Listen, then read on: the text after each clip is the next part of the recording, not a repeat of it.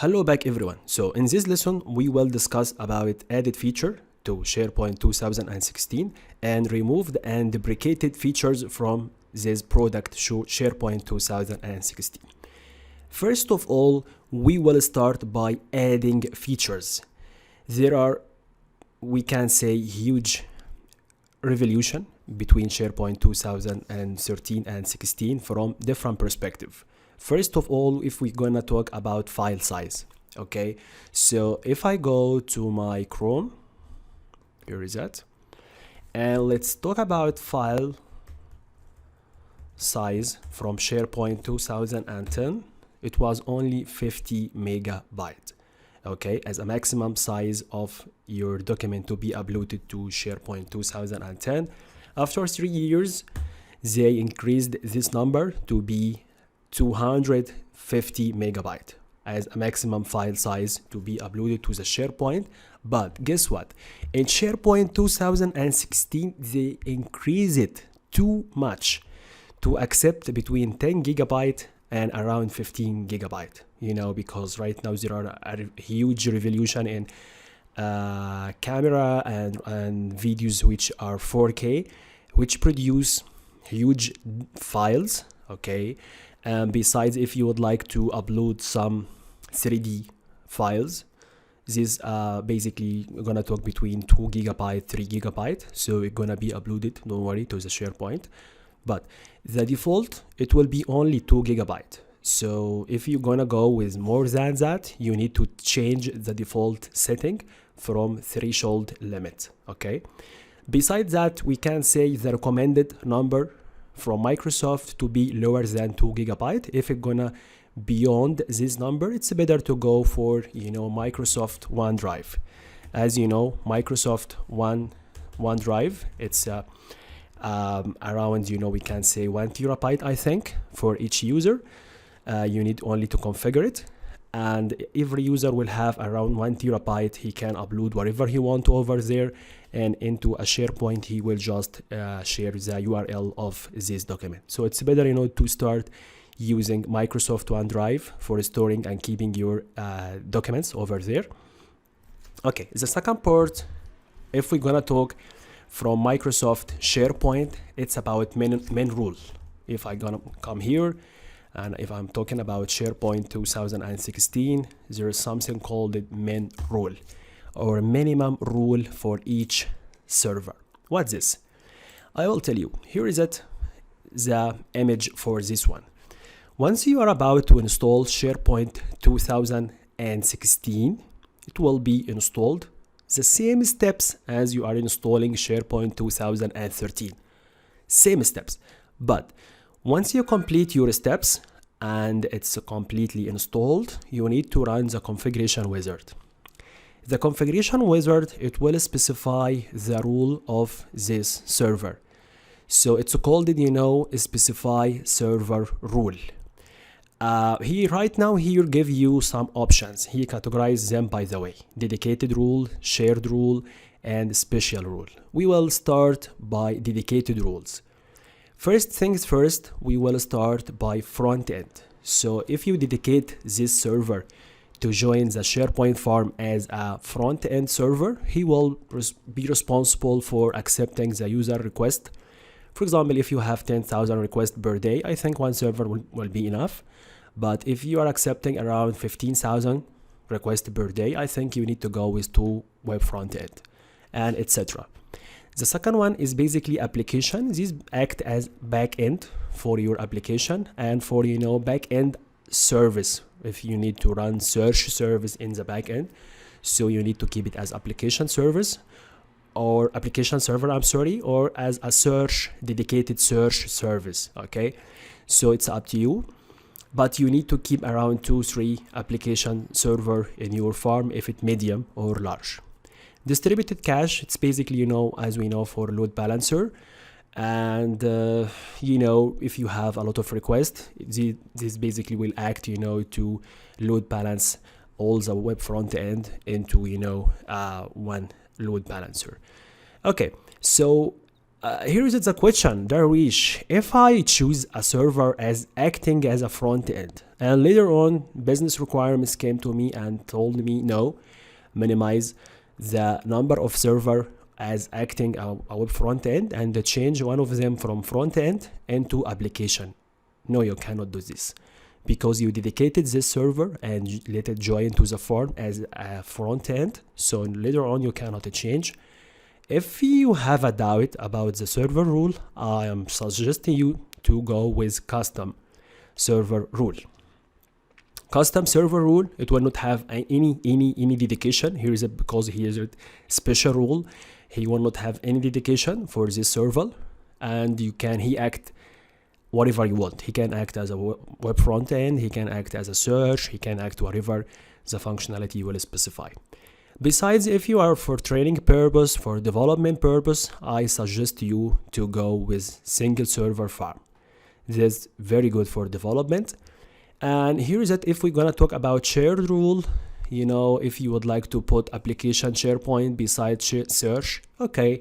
If you want, to use front end with distributed cache, yeah, I'm always, go with this option to, minimize the number of the server. Okay, it's according to your budget. Okay, so here is that this minimum rule, it's added to SharePoint 2016. You will not find this configuration in 2013. Okay, let's get back again to our slides. So if we are talking about adding a new architecture, we discussed about adding a minimum rule. We can say as well, there are, another one of the feature, it's about mobile feature. If you can say here in SharePoint 2016, there are a mobile support. Okay, so if I come here and I would like to show you how it looks like as a mobile view. Okay, let's take some images. Here is it right now. SharePoint, you can open it into a portal like this. Okay, but this is basically SharePoint Online, I know, but don't worry, both of them are the same. And you can open even your portal in your mobile, or here is it, for example, into a laptop, desktop, mobile, or even a tab. So right now SharePoint Online and SharePoint 2016, SharePoint 2019 support mobile and laptop. Okay, the next part, if we're gonna discuss about hybrid feature, and about hybrid feature, from its naming you can say hybrid between on-premises and SharePoint. What? Yeah, exactly, SharePoint Online. There are amazing picture. I hope that I can find it here. Yeah, it's that one exactly. I was looking for this hybrid search. Right now you have some content inside your SharePoint server on premises, and you have some other content inside your Office 365, correct? But both of them will have a hybrid search. That means what? If I'm search from on-premises, I can access the content from my on-premises and the content from my cloud, okay, my Office 365. And it will be the vice versa. If I'm search from the cloud, I can have access to my Office 365 documents as well on my SharePoint on premises. This is very, very good opportunity to do that. If you need to know more information about how can I configure this hybrid, you need to take the next course, Advanced of SharePoint Admin from Microsoft. We will discuss more about how to configure server to server trust relationship, how we gonna connect both of them together, and how we will do all of these steps. Don't worry, it's super easy as well. So this is basically the image before without hybrid. Okay, it will act like this. This one is totally separated from this one. These have a different indexing than this one. If you do search here, you will only find the content over here, and the same for that. But with hybrid, right now both of them will act and will retrieve from the same index database search.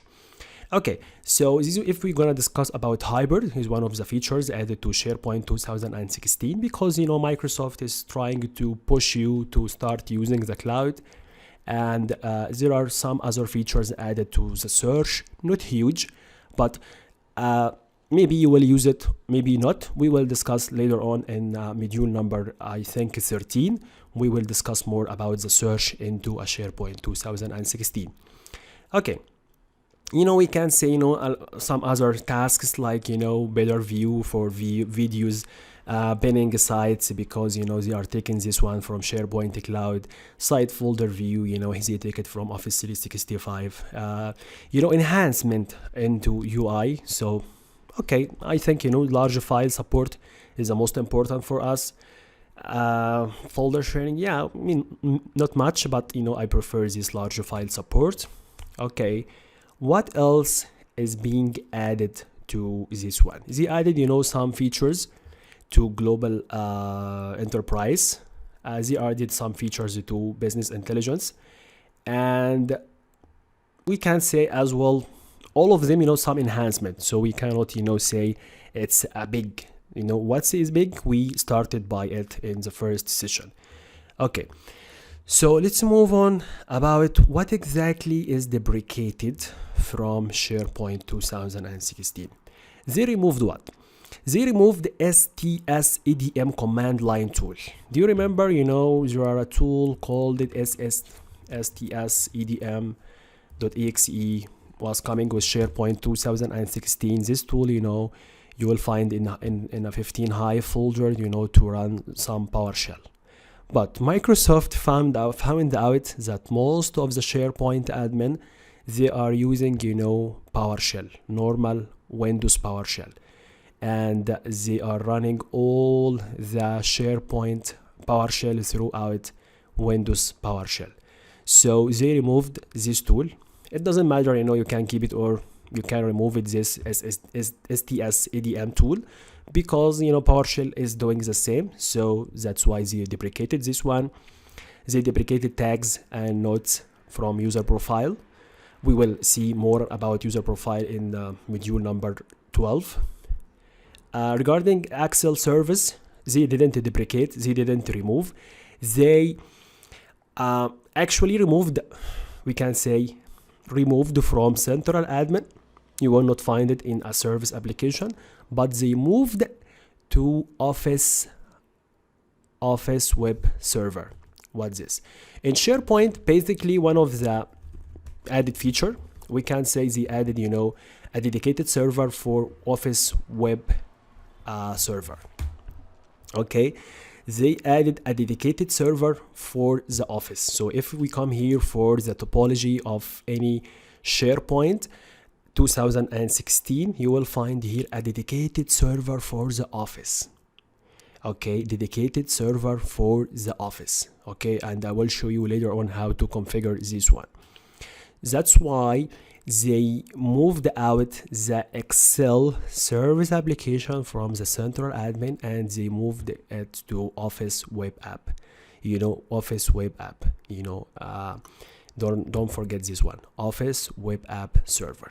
You will find it, a dedicated server inside the SharePoint. So here's it, we can say a simple architecture. Here's it, the user, he have some internet, he have some VPN, he's connecting to this intranet. This intranet have, two web server of the SharePoint, and both of them is, we can say, configured to Office Web App. Why Office Web App? Because here is that both of them have a lot of documents, and maybe the end user doesn't, he don't install in his laptop any Office, and he need to open those Office like Word or Excel. He needed to open in his laptop. Okay, so those Office documents will open for him in the browser itself, but to be opened, we need Office Web Server or Office Web Apps. Here is it, don't worry, all you need here to only install Office and do some configurations, that's all. But I'm telling you the idea of why Excel service is moved out from central admin. You will not find it over there because they moved out all the Office applications outside the SharePoint. But they added here, instead of this Excel service, they added SharePoint project we can say SharePoint 2016. Okay, they added, you know, project site and project service. Okay, so from, we can say service application. Okay, here is it. Yeah, I like this picture. Here is it. He is telling you we added here project server service application. As you can see from this menu, you will not find the Excel anymore. Okay, you will not find the Excel anymore. Okay, you will find managed metadata, machine translation, business data connectivity, access service, all of them. But here is it. This is a new thing added only onto SharePoint 2016. It's a name project server service application. After you create this service, which have a name project server, all you need, you know, to go and create your site collection, which, you know, will be used, and it will be managed by the project managers. They will add their projects, their tasks, their timeline, all of that, and they can produce some reports and all the insights using, you know, SharePoint project service. Okay, it doesn't, you know, written here, but I need to tell you about it. They replaced this forefront identity manager. Okay, this basically used for user profile. They deprecated this one, and they are right now using it MEM. Okay, MEM identity. So if I come here, SharePoint MEM, M-I-M. Okay, user profile. Okay, we will discuss in depth about, you know, this user profile service step by step. But here is at see MEM sync. Let me go back. Here is at MEM sync. We will discuss about what's a MEM, what's the difference between MEM and this, you know, forefront identity manager, why they remove this one, why they added MEM sync engine, and why you need MEM for configuring user profile into a SharePoint 2016. We will come to this one in module number 12. MEM stands for Microsoft Identity Manager. Here is it. It was the name Forefront Identity Manager. Right now they are using Microsoft Identity Manager, and you need to install this one before you install this user profile. Just like, you know, some steps, next. Don't worry, it is not a big deal. After that, you know, as you can see from Microsoft, you can go and install. Once you have Microsoft Identity Manager is totally installed in your computer, you can configure your user profile. Okay, so there is like a technet.microsoft.com. You can just like right here, and you can, you know, start figuring out about those steps. Okay, it is not about big deal. Basically, they removed SharePoint Foundation. I am a big fan about this step because I didn't see any benefit of have SharePoint Foundation. Okay, if you need me to do some evaluation, some anything into a SharePoint, right now you can give me in a minimum rule this option, single server. I can do whatever I want, correct? So what's the purpose of having a complete SharePoint Foundation? Doesn't have anything, you know. So I am like a big fan about removing this SharePoint Foundation out of the headache of that was, you know, in SharePoint 2013. Okay, so right now SharePoint 2016, there is no foundation, only a SharePoint 2016. Okay, perfect. So that's basically throughout this session we discussed about adding features that has been added into a SharePoint 2016, and some features has been removed, some features has been deprecated. That's everything. Thank you for watching, and see you in the next session. Bye bye.